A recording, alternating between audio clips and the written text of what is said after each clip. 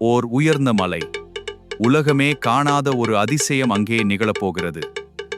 இயேசு பேதுரு, யாக்கோபு மற்றும் யோவானை அழைத்து சென்றார். அங்கே அவர் மறுரூபமானார்.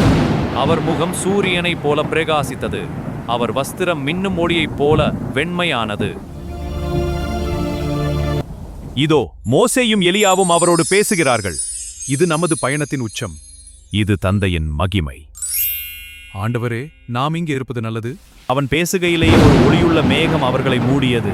வானத்திலிருந்து ஒரு கம்பீரமான சத்தம் கேட்டது. இவர் என்னுடைய நேச குமாரன், இவரில் பிரியமாயிருக்கிறேன், இவருக்கு செவி கொடுங்கள். சீஷர்கள் பயந்து விழுந்தனர். ஆனால் இயேசு அவர்களை தொட்டு தேர்த்தினார். பயப்படாதேயுங்கள்.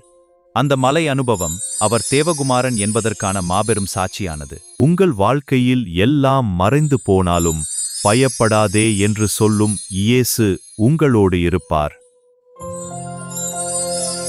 இந்த தரிசனம் உங்கள் நம்பிக்கையை உறுதிப்படுத்தட்டும். மேலும் இது போன்ற வேத சத்தியங்களுக்கு பின்தொடருங்கள்.